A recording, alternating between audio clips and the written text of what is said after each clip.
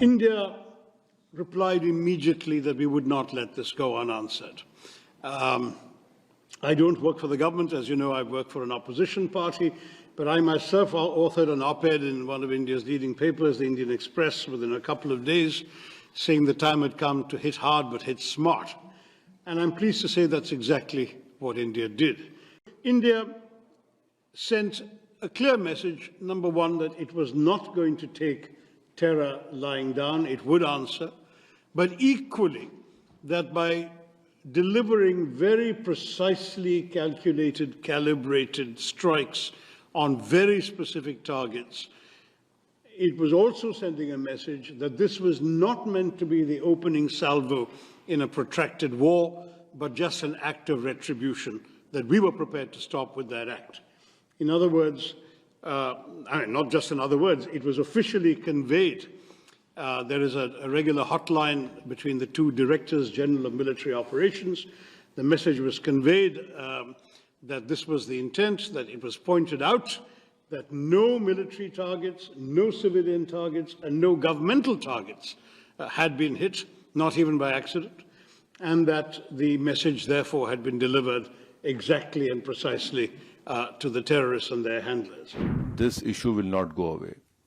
And India has exercised utmost restraint in dealing with this problem.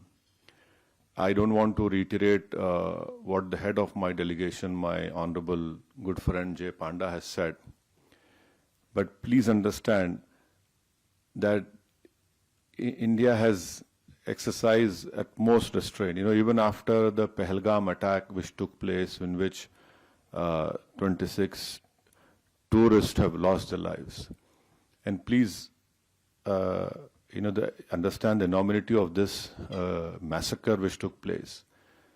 A girl which got married 6 days ago, on the 7th day she becomes a widow. A girl which got married 2 months ago, she becomes a widow.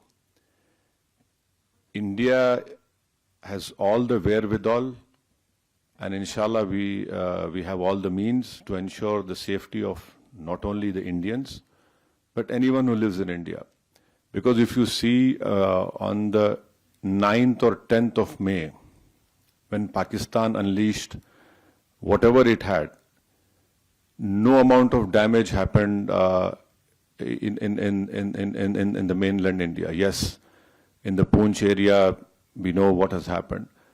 But the air defense system, what has been said by the government in the media is that all our technology, all our warfare was able to stop whatever was thrown from a failed state like Pakistan. You're absolutely right, a bomb blast took place in Rameshwaram. Those culprits have been caught. And let me also remind you that the 26/11 incident which took place in Mumbai, Ajmal Kasab was caught. Ajmal Kasab was given all the due process of the law, wherein Ajmal Kasab went through all the legal process of our country, and ultimately the court gave him the punishment.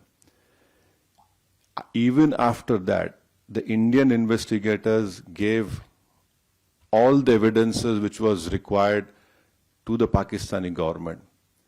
They had given proofs, audio recordings, and can you believe at that time when this 26/11 incident took place, the Pakistan foreign minister was in India. So this is a state which is not at all connected. It is not at all concerned about the safety and what the message that goes out. But unfortunately, because of Pakistan's intransigence, that trial didn't go further up. But when Bahrain was heading the FATF committee and Pakistan was put in the grey list, that trial proceeded.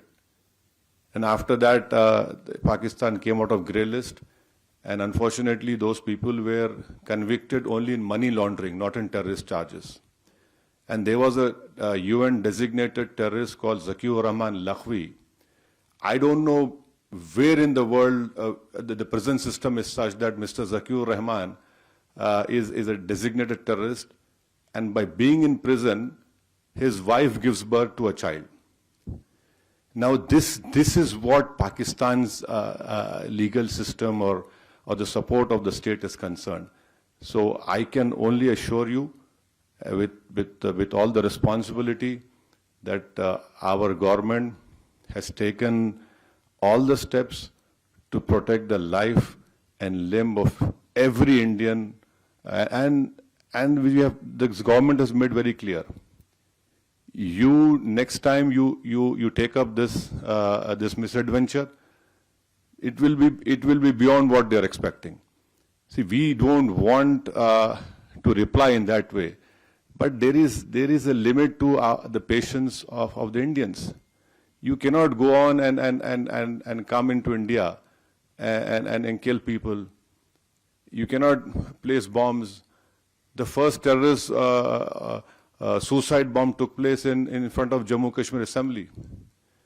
And you had Uri, Pulwama, and last year in July, terrorists had went and shot these Hindu pilgrims who were going in that particular bus. 7 people were killed. So now I think there is unanimity in our country, irrespective of whatever political affiliations we belong to. Yes, we have our political differences, but when it comes to the integrity of our country, it is high time that the neighboring country understands. And I would hope and request that the Bahraini government would help us in bringing back Pakistan in grey list of FATF. Because this money has been used to support those terrorists. I'm telling you something, fact about the fact. I think it was yesterday, the Pakistani army chief had gifted a photo to the Pakistani Prime Minister Shehbaz Sharif. President of Pakistan was there, the Speaker of National Assembly was there. And these stupid jokers, they want to compete with India. They had given a photograph of a 2019 Chinese army drill, claiming it's a victory over India. Now this is what Pakistan indulges in. You all might know me, but I'm a vocal member of the opposition. A very vocal member of the opposition, yes. And I hold my government to account to ensure that the thriving democracy that I come from continues to ask questions and holds its government to account. But today I come, while being a member of the opposition, I come to express my solidarity with the 1.4 billion people back home who were equally outraged, equally angered, and probably if my voice also sounds angry because I continue to carry that anger with me. I come from the state of Maharashtra. I come from Mumbai. Mumbai saw the worst terror attack. Over 160 people dead. Not all Indians. Some from the US, some from Europe. And where is this terrorism emanating from? I don't even need to tell you all that. I'm sure people of France won't need to tell us that. People from US won't be able to tell you that. I mean, they would not need to explain explicitly that it's coming from Pakistan because all the roots of terrorism emanate from Pakistan. Terrorism has become an economic industry for Pakistan to hold the world to account. To put a blackmail, a threat on the peace across the world, not just across our region. So we come to express not just our anger, but our resolute belief that what has begun as Operation Sindoor is not just a conventional fight back. It will have a fight back in all its form, in all its possibilities, and in all the spaces possible for India to tell the world and to especially tell Pakistan that we will hold you to account for every single life that an Indian loses because of your terrorism. This delegation is led by our honorable colleague, Mrs. Supriya Sule, who is the floor leader of one of the opposition parties in Parliament. I represent the principal opposition party in Parliament. My colleague here, Mr. Vikramjit Singh Sani, is also from another opposition party. Both our colleagues, or three of our colleagues, Mr. Anurag Kakur, Mr. Rajiv Pratap Rudy and our former Minister for External Affairs, Mr. Muralidharan, are from the Bharatiya Janata Party, which is the ruling party. And our friend Mr. Lavu Sri Krishna is the floor leader of the Telugu Desam Party, which is supporting the government.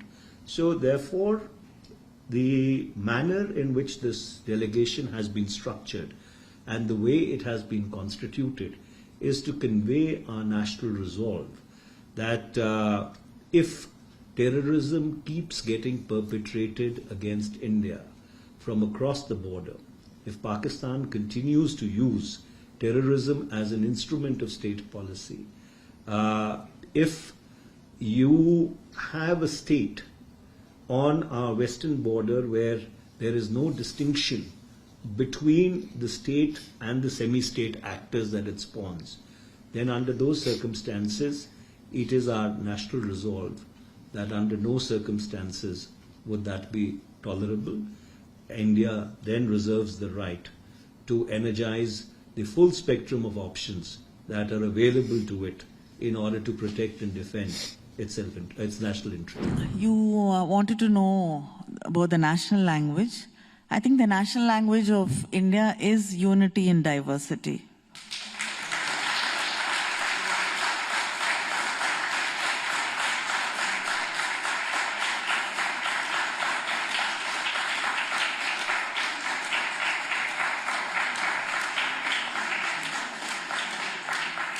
And that is the message this delegation brings to the world.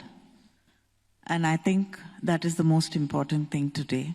And let us continue with that. हमारा एक ही मकसद है, हम अलग political parties के हो सकते हैं.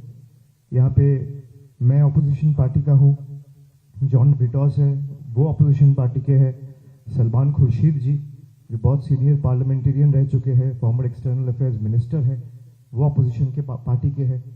लेकिन जब देश की बात हो, हम सब एक है, इसमें कोई दो राय नहीं है. और हम इसलिए यहाँ पे आए हैं. ये जो पिक्चर्स हम लोग दिखाए हैं आपको, आप सबने अब तक इसको सोशल मीडिया में देख चुके हैं. और इस बार हम लोग तैयारी के साथ आए हैं, सबूत लेके आए हैं. हर बार जाते थे तो लोग पूछते थे कि there are not enough evidence in public domain to justify claims. तो इस बार तो हम लोग पक्की सबूत लेके आए हैं that India refuses to bow down. We will not yield to fear. We have learned to give you the reply in the language you understand. I belong from a political party who is in the opposition. It's in public domain. You all have seen that I have said that Pakistan needs to be taught a lesson in the language they understand. If terrorism is a rabid dog, Pakistan is a vile handler. So we first need to bring the world collectively to combat this vile handler. Otherwise, this vile handler will end up breeding and raising more rabid dogs. I have to say that we were a little disappointed in the reaction of the Colombian government, which apparently expressed heartfelt condolences on the loss of lives in Pakistan after the Indian strikes, rather than sympathizing with the victims of terrorism. We will say to our friends in Colombia, there can be no equivalence between those who dispatch terrorists and those who resist them. There can be no equivalence between those who attack and those who defend. We are only exercising our right of self-defense, and if there is any misunderstanding here on this score, we are here to dispel any such misunderstanding.